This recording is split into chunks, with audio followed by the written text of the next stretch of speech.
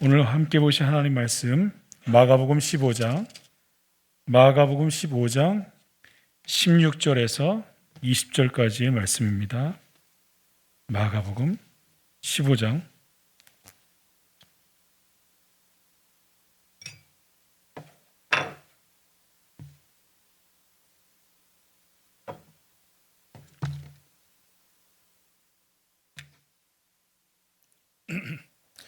16절에서 20절까지의 말씀인데요. 한 절씩 교독하고 마지막 절 함께 읽겠습니다. 군인들이 예수를 끌고 브라이도리온이라는 뜰 안으로 들어가서 온 군대를 모으고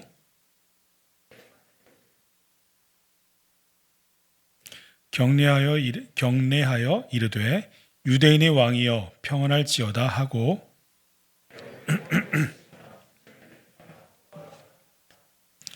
다 함께 읽겠습니다. 희롱을 다한 후 자색 옷을 벗기고 도로 그의 옷을 입히고 십자가에 못 박으려고 끌고 나가니라. 아멘. 네, 반갑습니다. 하나님께서 우리 모두를 사랑하시고 오늘도 붙잡고 계신 줄로 믿습니다. 오신 모든 분들, 또 하나님의 은혜와 또 각자 계신 모든 자리에서 예배드리시는 모든 분들 하나님의 은혜가 충만하시기를 바라겠습니다. 돌아오는 수요일부터 이제 40일을 가리켜서 우리는 사순절이라는 기간을 갖게 됩니다. 다른 기간들도 다 중요하고 굉장한 의미가 있지만 특별히 사순절에 가지는 의미가 다른 의미가 좀 있습니다. 이 사순절은 언제부터를 기준으로 하냐면 부활절을 중심으로 그 전에 주일을 제외하고 토요일을 제외한 그 40일 기간을 특별히 제정한 것이기 때문에 그렇습니다. 그래서 이 사순절의 기간은 부활절과 함께 생각하셔야 합니다. 그냥 우리가 순환절 혹은 고난절 혹은 사순절 얘기하면 고난만 집중할 때가 있고 순환만 이야기할 때가 있지만 사실 정확한 좀 더 분명한 의미로서는 부활절에 대한 집중이며 그것을 소망하며 희망하는 것이 이 사순절의 큰 의미가 되겠습니다.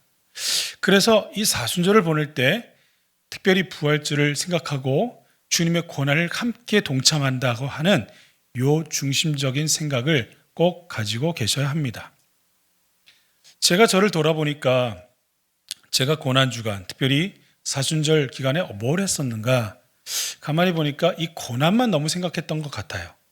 그래서 이것이 어떤 의미인지를 생각하지 못하고 고난이니까 나를 좀 힘들게 해야겠다. 좀 괴롭혀야겠다. 이런 식의 생각들을 했던 것 같아요. 그리고 했던 것들 중에는 예를 들면 안 씻는다. 안 움직인다. 힘든 거 막 이렇게 버스를 타고 가도 되는데 걸어가겠다. 이래서 내 고통을 좀 내 안에, 내 육체 안에 누리면, 누리는 게 아니죠. 느끼면 예수님의 고난을 동참하는 걸로 생각했던 것 같아요. 그리고 조금 더 한 발짝 나아가서 좀 멋있는 거는 금식. 그래서 금식을 하면 하나님이 예수님의 고난에 동참하는 것 같다. 이런 생각을 했던 것 같습니다. 그래서 고난에 동참하려고 금식을 하니까 그래 한 40일 정도 해보자 라고 했던 적이 있어요. 그리고 이거는 아무나 못한다 하고 다시 하나님께 기도하며 회개했던 적이 있고 3일 4일 정도는 했어요. 금식을 했어요. 몇 번을 했고 그러면서 순환절 그리고 이 부활절 아침이 참 좋다 라고 생각을 했는데 그렇게 3일을 금식하다 보니까 자꾸 집중하는 게 생깁니다. 뭐죠? 음식이었어요. 주님을 기억하고 묵상을 해야 되는데 이상하다 왜 음식이 자꾸 기억이 되고 묵상이 될까? 내가 이 금식만 끝나면 뭘 먹어야지 하면서 계속해서 소망과 희망이 그쪽으로 생기는 거죠.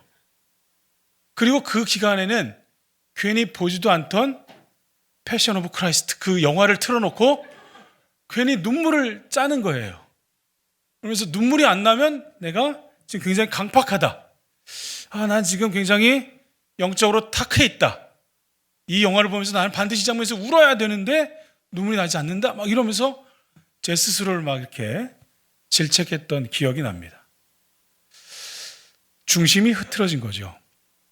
사순절 또는 고난주간이 어떤 의미인가, 왜 이것이 우리에게 주어졌는가를 생각하지 못한다면 중심을 잃고 형식적인 종교 행위를 하게 되는 것입니다.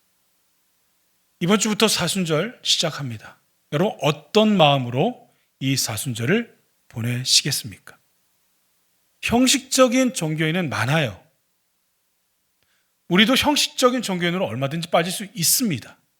그런데 이 기간이 뭔가를 잘 다시 한번 묵상하고 중심을 놓치지 않는 것, 이것이 우리가 지금 해야 될 우리의 각오라고 생각합니다. 예수님의 고난과 함께 여러 인물들 혹은 기록들이 마지막에 기록이 되어 있습니다.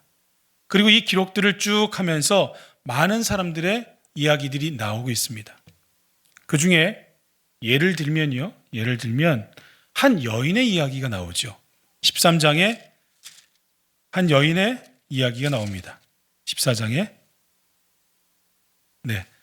제가 보질 않을게요. 그냥 나중에 보시면 됩니다. 그냥 한 여인이 예수님께 향유옥합을 부어서 예수님의 죽음을 예비했다고 하는데, 여기서 이 여인을 평가할 때 뭐라고 하냐면 힘을 다하여 순전한 매우 값진 그것을 내게 부었다. 그래서 이 여인에 대해서는 내게 참 좋은 일을 했다고, 주님께 좋은 일을 했다라고 하는 평가를 주셨습니다.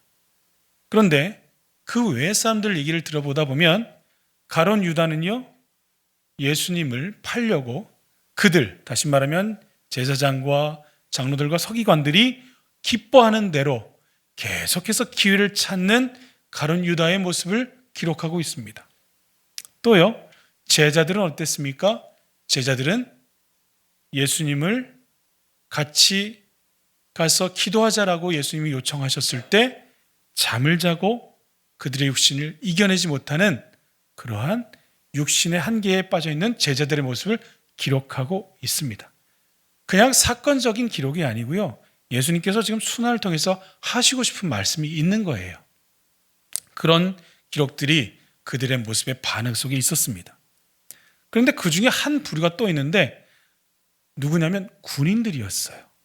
이 군인들은 어떤 태도와 어떠한 모습을 가지고 예수님의 순환의 마지막을 함께 했는가 보니까 제가 몇 군데의 말씀을 읽어드릴게요. 마태복음 27장 30절에 보면, 마태복음 27장 30절에 침 뱉고 갈대로 머리를 치고 희롱을 다하고 홍포를 벗기고 끌고 나아갔다. 요한복음 19장 2절에 보면 유대인의 왕이여 평안할지어다 손으로 머리를 때리더라. 마가복음 15장 17절에서 20절 오늘 읽으신 말씀에 자색 옷을 입히고 가시관을 씌우고 경례하여 유대인의 왕이여 평안할지어다 갈대로 머리를 치며 침을 뱉으며 꿇어 절하더라 희롱을 다한 후에. 이 군인들의 기록을 모든 복음서가 기록을 하고 있는데 동일하게 뭐라고 기록하고 있냐면 군인들은 예수님을 희롱했다 해요. 모욕을 줬다 그거예요. 모욕을 주는데 최선을 다한 거예요. 예수님은 모욕을 당했습니다. 오늘 읽으신 마가복음 15장 읽으신 본문 이하를 조금 볼게요. 이하에 쭉 보시면 십자가에 못 박히시는 장면이 나오는데 29절을 한번 보실까요? 마가복음 15장 29절 지나가는 자들은 머리를 흔들며 예수를 모욕하여 이르되 31절이요. 그와 같이 대제사장들도 서기관들과 함께 희롱하며 서로 말하되 32절이요. 이스라엘의 왕 그리스도가 지금 십자가에 내려와 우리가 보고 믿게 할지어다 하며 함께 십자가에 못 박힌 자들도 예수를 욕하더라. 모욕하고 희롱하고 욕하고 모든 사람들이 어떻게 예수님의 죽음을 대하고 있냐면 욕하고 희롱하고 모욕하고 있는 거예요. 왜요? 힘없이 죽는 주님이니까. 끌려가는 주님이니까. 예수님이 순환 기록을 통해서 한 가지 작정하신 일이 있으십니다. 그건 뭐냐면 수치와 모욕과 희롱을 당하기로 작정하셨습니다. 그냥 피하셔도 되고 안 하셔도 되는데, 아니, 내가 반드시 수치를 당할 거야. 반드시 모욕을 당할 거야. 그리고 이것은 모든 주변에 있는 사람들에게 다 당할 거야. 왜요? 저와 여러분 때문이죠. 우리 때문에 수치와 무한을 모욕을 당하시죠. 여러분, 혹시 우리도 예수님이 그렇게 하셨던 것처럼 예수님 때문에 수치를 당해 보신 적이 있으십니까? 제가 저를 기억해 보니까 별로 없는 것 같아요. 예수님 믿는다는 것 때문에 수치? 거기까지 가본 적도 없어요. 무한? 그것도 별로 없어요. 조금 드는 생각은 불편함 정도? 예수님 믿는 것 때문에 제 삶에서 조금 불편하고 어색한 건 있었어요. 예를 들면 군대에 갔는데 다 믿지 않는 제 동료들 안에서 저 혼자 믿는다고 기도하고 밥을 먹고 너 기독교인이네? 이 한마디 때문에 다른 거 다 제대로 하고, 친구들은 쉴 때 저는 더 열심히 하고. 제가 있던 군대에서 제 소대장이 믿지 않는 분이었는데 제가 믿는 걸 보고는 그렇게 얘기를 하시더라고요. 그분이 저한테 환자, 그러니까 기독교 환자라는 거예요. 제가 예수 환자라고. 예수쟁이. 근데 좋은 말 같기도 하고 나쁜 말 같기도 하고, 화를 내자니 이상한 것 같고 안 내자니 좀 이상하고.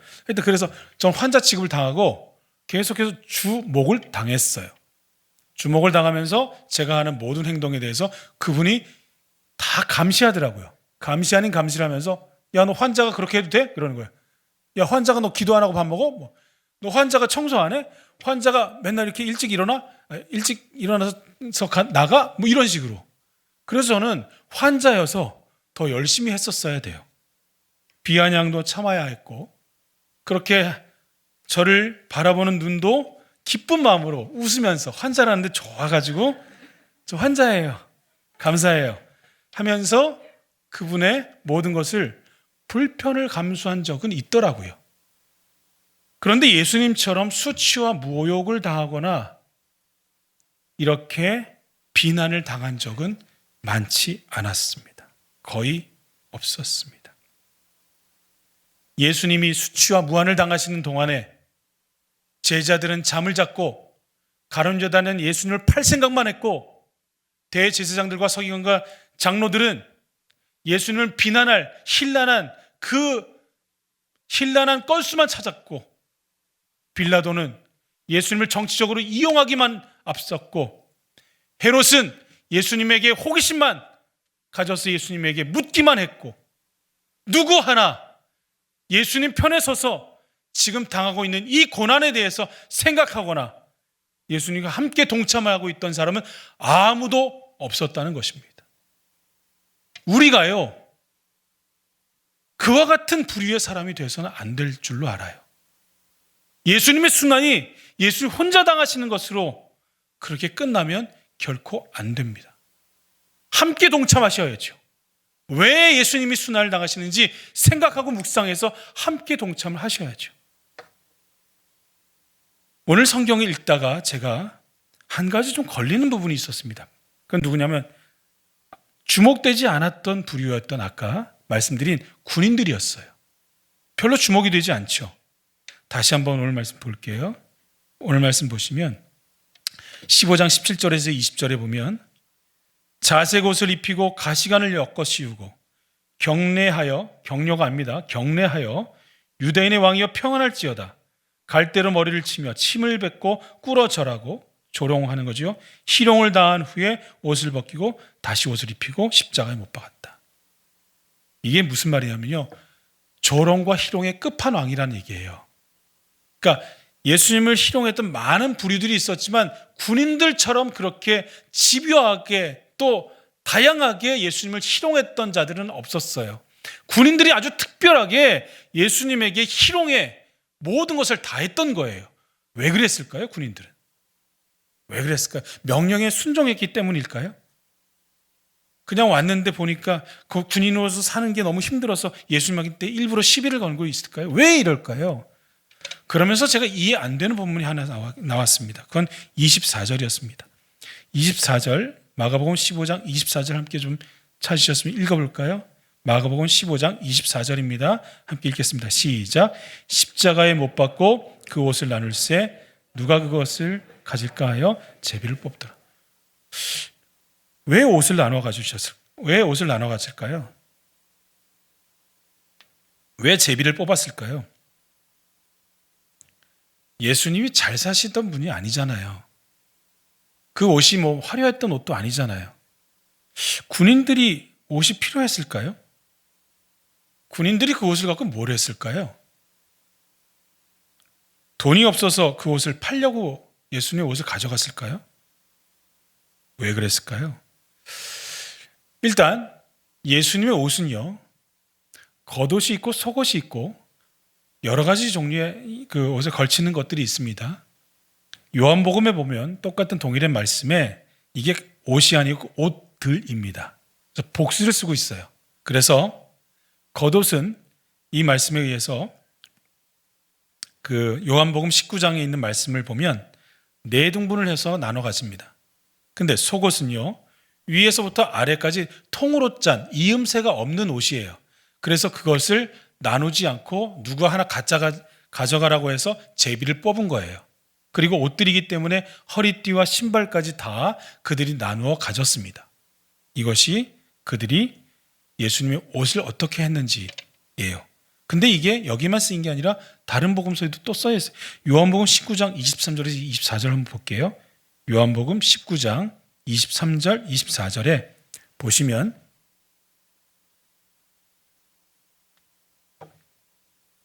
제가 읽어드리겠습니다. 요한복음 19장 23절, 24절 여길 보시면 군인들이 예수를 십자가에 못 박고 그의 옷을 취하여 네 깃으로 나눠 각각 한 깃씩 얻고 속옷도 취하니 이 속옷은 호지 아니하고 그러니까 이음새가 없다는 얘기예요. 호지 아니하고 위에서부터 통으로 짠 것이라. 군인들이 서로 말하되 이것을 찢지 말고 누가 얻나 제비 뽑자 하니 이는 성경 거기 같이 읽겠습니다. 시작. 성경에 그들이 내 옷을 나누고 내 옷을 제비 뽑나이다 한 것을 응하게 하려 함이라. 군인들이 이런 일을 하고 그렇게 나와 있죠. 자, 여러분, 군인들은 예수님의 옷을 나누고 제비 뽑은 이유가 뭐라고 합니까? 왜 그랬다고 했죠? 성경을 응하게 하기 위해서예요. 그 옷을 뺏은 이유가, 나눈 이유가 성경에 그렇게 쓰여 있어서 그 예언이 성취되었다는 거예요. 이 군인들이 성경의 내용을 알고 따라한 게 아니고 하나님께서 그렇게 하신 거예요. 예수님도 그걸 알고 그렇게 되신 거고. 그래서 성경의 말씀이 응했다는 거예요. 그럼 이 성경의 말씀이 어디입니까? 시편 22편이에요. 그래서 시편 22편을 가셔야 됩니다. 시편 22편을 좀 가볼게요. 시편 22편. 시편 22편을 가보시면 이게 다윗이 쓴 시인데요. 여기에 이 구절이 나오는데 이 시편 22편은 크게 두 부분으로 나눠집니다.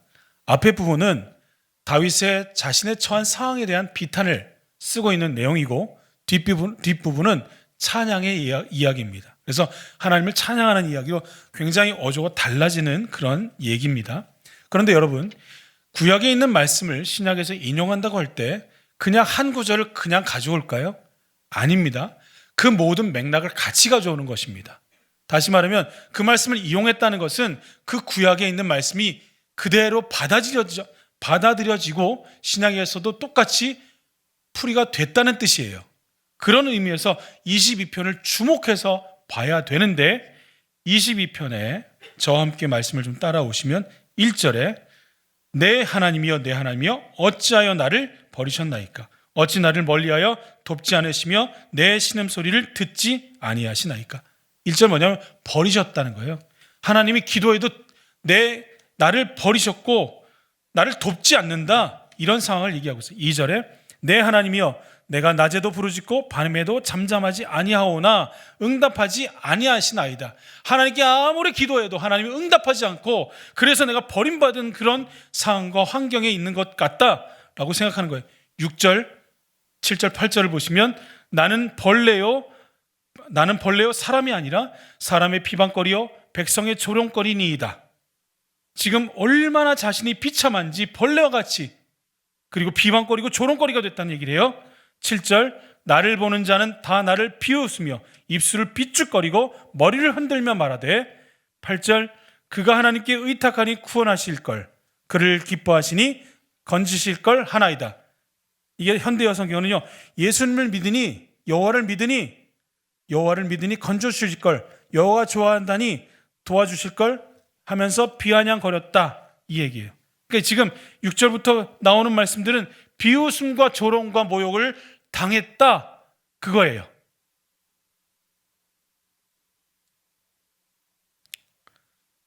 그렇게 해서 계속해서 비웃음과 조롱을 얘기하고 있습니다.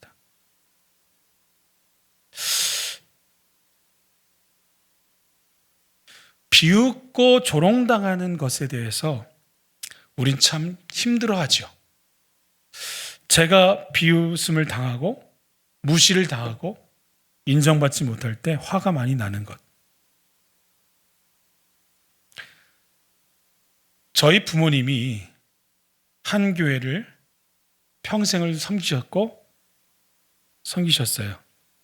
교회에서 직원으로 일도 하셨습니다. 근데 제가 어렸을 적에 중학교 때인데 교회에서 무슨 일이 있으셨던 것 같아요. 친한 분들 중에서 이게 좀 돈을 좀 빌려주시고 또 급해서 이렇게 좀 그분 돈을 좀 빌려서 쓰신 것 같아요. 그런데 그 기간을 좀 못 맞추신 것 같아요. 근데 제가 교회에 이렇게 딱 내려오는데 그 권사님이 저희 아버님한테 그러시는 거예요. 황장로 왜 돈 안 갚아? 사람들 있는 데서 일부러 들으라고 사람들 무안을 주려고 막 그러시는 모습을 봤어요. 모욕을 주는 모습을 봤어요. 제가 어린 나이에 그걸 보면서 너무 충격이 됐어요. 부모님이 그렇게 조롱당하듯이 성도들 앞에서 그 모습을 보면서 굉장히 큰 충격을 받은 적이 있었어요. 근데 제가 지금도 참 감사한 거는 저희 아버님, 어머님이 지금도 그 교회를 다니고 계세요. 거기서 은퇴하셨어요. 조롱당한다고 피하시지 않으셨더라고요. 비아냥거린다고 피하지 않더라고요. 제가 그분들의 신앙이 참 위대하다는 생각을 하게 됐습니다. 오늘 시편 22편을 쭉 읽는데 그 생각이 제 머릿속에 들렸던 거예요. 그리고 14절에서 18절 좀 주목해서 보실게요. 22편 14절에서 18절 22장 14절에서 18절에 주목하실 때 14절에는 나는 물같이 쏟아졌으며 내 모든 뼈는 어그러졌으며 내 마음 밀랍 같아서 내 속에서 녹았으며 15절 내 힘이 말라 질그릇 같고 내 혀가 입천장에 붙었나이다. 주께서 또 나를 죽음의 진토 속에 두셨나이다. 그러니까 본인의 엄청난 처절한 그 비탄을 이야기하고 있는 거예요. 나의 마음이 어떻게 됐는지에 대해서 지금 가감없이 다 표현하고 있는 거예요. 그리고 16절부터 한번 읽어보실까요? 22장 16절, 17절, 18절 함께 읽겠습니다. 시작. 개들이 나를 에워쌌으며 악한 무리가 나를 둘러 내 수족을 찔렀나이다. 내가 내 모든 뼈를 셀 수 있나이다. 그들이 나를 주목하여 보고 내 겉옷을 나누며 속옷을 제비 뽑나이다. 아멘. 개들이 나를 에워쌌고 악한 무리가 나의 수족을 찔렀고 내 모든 뼈를 셀 수 있나이다.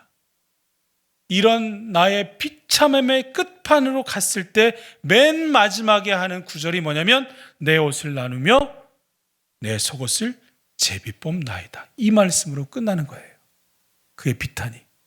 이 구절로 이 신약의 예수님의 이 말씀에 인용했던 이 구절로 끝나는 거예요.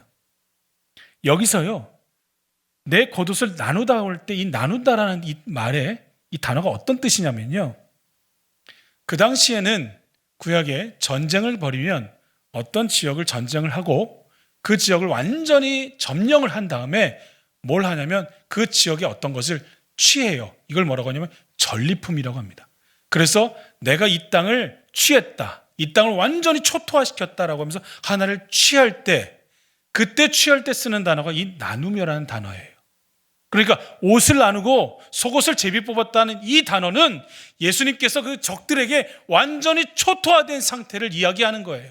그 적들로 인해서 완전히 빼앗긴 상태, 모든 것이 다 사라진 상태, 완벽한 자기 부인과 희생과 완벽한 처절한 자기 죽음을 얘기하는 구절이 바로 내 겉옷을 나누며 속옷을 제비 뽑았다는 단어라는 거예요.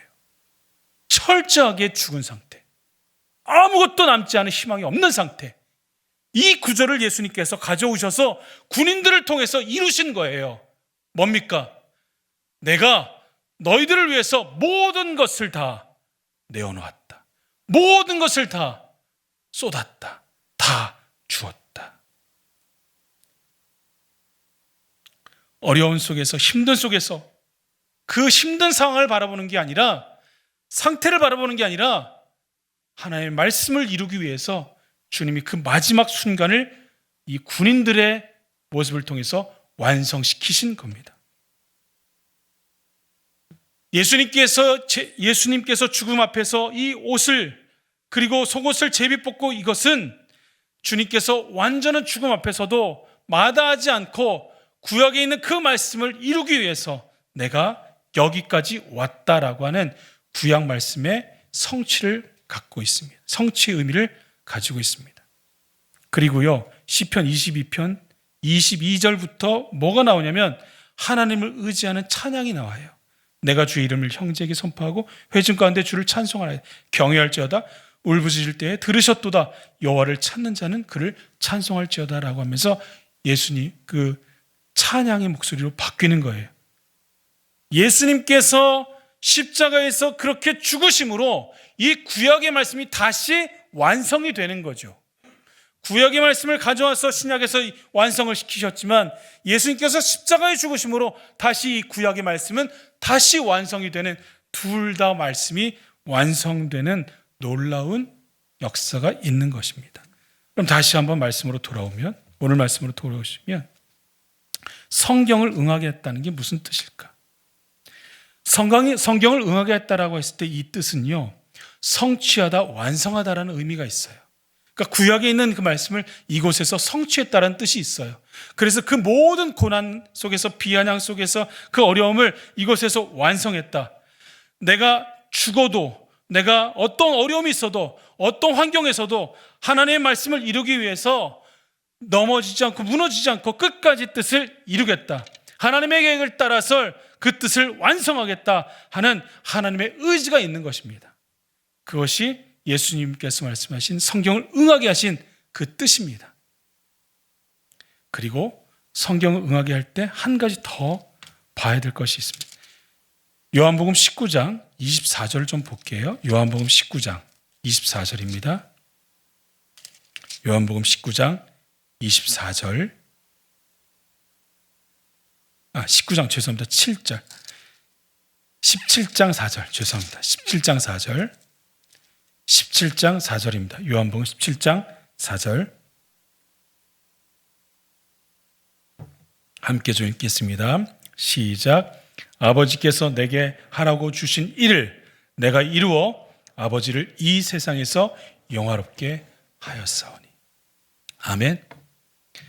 하나님의 말씀을 응하게 했을 때 어떤 일이 벌어지냐면요, 하나님을 영화롭게 하는 일이 벌어지는 거예요. 하나님을 영화롭게 하기 위해서는 하나님의 말씀을 따라야 되고 그 말씀을 내 삶에서 이룩해야 돼요. 그 말씀을 거절하거나 거부할 때 하나님의 영광이 드러날 수 없게 된다는 뜻입니다. 이게 예수님께서 말씀을 응하게 하신 것에 있는 뜻이에요. 여러분, 우리가 어떻게 하나님의 영광을 돌릴 수 있습니까? 여러분이 무슨 일을 한다고 하나님께 영광을 돌릴 수 있겠습니까? 제가 아무리 열심히 뭘 해도 하나님께 영광이 되겠습니까? 제가 40일 금식을 하고 놀라운 일을 하고 큰 일을 행한다고 해서 그게 하나님의 영광이 조금이라도 가감이 됩니까? 더하기가 됩니까? 안 됩니다. 하나님 자체가 영광이십니다. 그런데 우리가 그 하나님의 영광에 동참할 수 있는 길이 딱 하나 있는데, 그건 뭐냐면 하나님의 말씀을 따라 사는 거예요. 그 말씀을 내 삶 가운데 응하게 하는 거예요. 순종하는 거예요. 상황과 환경과 다른 것을 핑계지지 않고 그 말씀이 내 삶 가운데 이루기 위해서 그렇게 살아갈 때 하나님의 영광이 된다는 이 말씀이 이루어지는 거예요. 그것이 예수님께서 하신 그 성경을 응하게 한다는 뜻입니다. 우리가 하는 어떤 것도 하나님께 큰 영광이 될 수 없습니다. 하나님의 영광에 가히 미치지도 못합니다. 그런데 한 가지, 하나님의 말씀을 따라서 어떻게든 살아보겠다고 그리고 붙잡고 순종하고 나아가는 자는 하나님께 영광이 될 줄로 믿습니다. 이걸 붙잡으셔야 합니다. 이걸 잊지 마셔야 합니다. 근데 우리는요, 신앙생활 할 때 너무 다른 걸 많이 보는 것 같아요. 하나님의 말씀을 주목하고 따라가야 되는데 너무 다른 것들에 주목하는 것 같아요.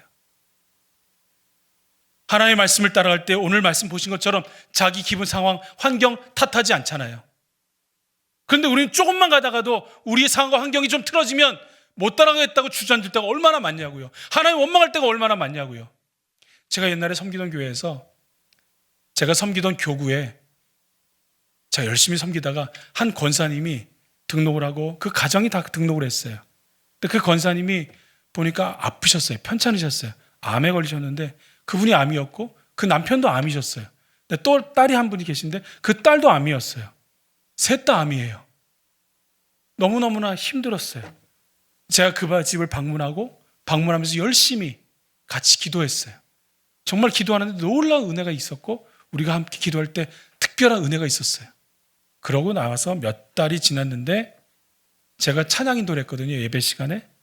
찬양 인도하기 5분 전에, 예배 시간 5분 전에 누가 저한테 와서 이렇게 얘기해요. 목사님, 어떤 권사님 아시죠? 예, 알죠. 제가 얼마 전에 가서 기도했는데요. 그 권사님 오늘 새벽에 돌아가셨어요. 그러는 거예요. 제가 그 소식을 들은데 찬양하고 싶지 않더라고요. 앞에 인도하고 싶지 않더라고요. 목사도 그럴 때 있잖아요.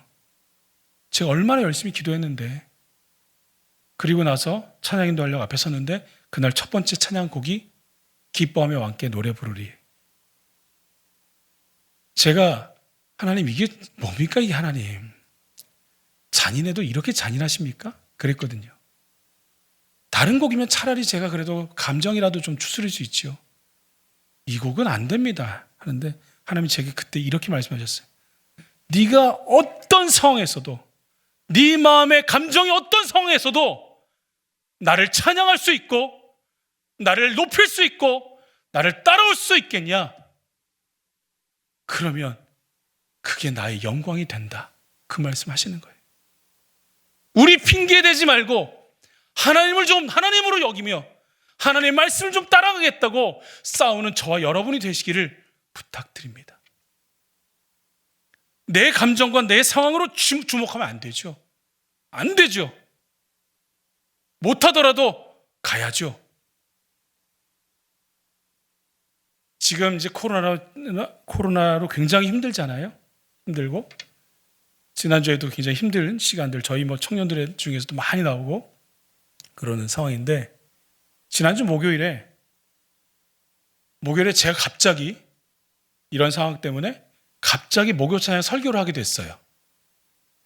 목요 찬양은 방송으로 나가는 거고 또 전 세계로 나가는 것이기 때문에 준비를 많이 합니다. 보통 한 달은 해요. 근데 4시간, 5시간 전에 하는 거는 없거든요. 그건 우리 특별한 김남국 목사님, 하나님께서 기름 부어 세우신 특별한 종이신 김남국 목사님 가능하십니다. 저희는 부족합니다. 안 됩니다, 잘. 근데 해야 되는 상황이 돼가지고 가서 했어요. 했는데 제 안에 진짜 스물스물 올라오는 불평이 있죠. 하나님, 제게 왜 이렇게 수치와 무한을 주시려고 합니까? 저는 충분한 묵상을 해야 또 충분하게 또 이렇게 나와져야 뭐가 좀 나오지. 저는 자판기가 아니잖아요. 넣으면 나오는. 하나님 이게 뭡니까? 왜 이러십니까? 하나님 하루는 주셔야죠. 하루도 안 주십니까? 하고 그땐 웃음도 안 나와요. 그냥 그래 뭐 하나님 하라고 하시면 하는 거지 하고 설교를 했어요. 어땠을까요? 제가 설교를 딱 올라가려고 하는데 누가 그러더라고요. 스텝 중에 같이 섬기는 우리 스텝들이 있으니까 스텝 중에 한 친구가 저한테 이렇게 목사님 오늘 설교 준비 잘 안 되신 상황에서 쓰시는 거죠? 그러니까 설교 준비할 충분한 시간 없었다는 얘기죠. 그러면서 그 다음 말이 오늘 대박 설교 나오겠는데요? 그런 거예요. 기대가 됩니다. 은혜가 될 거예요. 오늘 정말 이럴 때 대박 설교 나오잖아요. 그러는 거예요. 얼마나 얄밉던지. 네가 나를 알아 지금? 내가 지금 어디 끝에 서 있는지 알아? 네가. 근데 칭찬 같아가지고 가만히 있었어요. 그리고 서서 설교를 했죠. 설교를 하고 하나님 정말 오늘 저게 믿음을 가르쳐 주십시오 하고 설교를 했어요. 그러니까 설교 준비가 안 된 게 아니라 그걸 이제 말씀은 준비해 놓은 거죠. 해놓은 거고 하는데 좀 묵상을 좀 충분히 하면서 예화도 좀 생각해야 되고 하잖아요. 그리고 이제 좀 양념도 치고 해야 되는데 양념이 하나도 없는 거예요. 별로 이렇게 없고 하다 보니까 제가 했는데 약간 느낌이 좀 건조해요. 뭔가 좀 더 나오고 해야 되는데 약간 2%가 부족한 것 같은 느낌이 드는 거예요. 제 스스로가. 다른 분들은 아니라고 위로하지만 제 스스로가 2% 부족한 것 같아요. 딱 내려서 자리에 앉았어요. 그리고 예배 끝날 때까지 딱 있었어요. 그래 뭐 이렇게 하는 거지 뭐 하고 앉았는데 예배가 끝나고 스텝 중에 한 친구가 저를 찾아왔어요. 제 제자이기도 하고 오랫동안 보지 못한 1년 동안 못 본 친구인데 눈이 뻘개가지고 찾아왔더라고요. 근데 저를 보면서 목사님 하는데 목소리가 떨려요. 그러면서 계속 울고 있는 거예요. 왜 그래? 그랬더니 이제 1년 동안 딴 교회를 다니면서 있었던 자기 상황과 환경을 쭉 돌아보는데 오늘 목사님께서 하신 설교가 처음부터 끝까지 눈물밖에 나온 게 없어요. 얘기를 하는 거예요. 오늘 목사님 저한테 하신 말씀이에요. 이 얘기예요. 제가 그 친구한테 이렇게 얘기했어요. 오늘 너를 위해서 준비된 설교구나. 그거면 충분하겠다. 그거면 만족하겠다. 제가 설교단에 올라올 때 착각한 게 있어요. 나의 만족을 위해서 설교를 하는 게 아니에요. 내 무엇을 세우기 위해서 사역하는 게 아니더라고요. 하나님께서 하나님의 영광을 위해서 나를 택한 것뿐이에요. 이 부족한 자, 아무것도 아닌 자, 냄새나는 자, 움직일 때마다 소리 나는 자를 하나님께서 택하셔서 얘야, 내가 너를 택해서 쓸 건데 해줄 수 있겠니? 하나님 너 부족하고 나는 안 되지만 하나님 말씀 따라서 하겠습니다. 부족해도 괜찮습니다. 못해도 괜찮습니다. 그렇게 따라가고 순종할 때 하나님은 하나님의 역사를 이루실 줄로 믿습니다. 그게 믿음입니다. 그게 말씀을 응하게 할 때 하나님께 영광이 되는 삶이라고 믿습니다. 나를 드러내려고 나의 무엇을, 나의 감정을, 나의 상황을 하나님 앞에 얘기하기 전에 하나님 힘들고 안 되고 어려운 상황, 마음으로는 따라갈 수 없는 상황이지만 하나님께서 하라시니 부르신 자리에서 오늘도 하나님만 붙잡고 나아가겠습니다. 사순절의 이 기간은 나를 세우는 시간이 아니라 하나님을 바라보는 시간이고 하나님께 집중하는 시간이고 예수님처럼 부르신 자리에서 순종하는 그 시간인 줄로 믿습니다. 하나님처럼, 예수님처럼 하나님 말씀을 끝까지 붙잡고 순종하여 나가야 하나님의 영광을 이루는 저와 여러분의 삶이 되시기를 부탁드리겠습니다. 우리 함께 기도하겠습니다. 함께 기도할 때 하나님, 예수님처럼 주님만 바라보게 도와주십시오.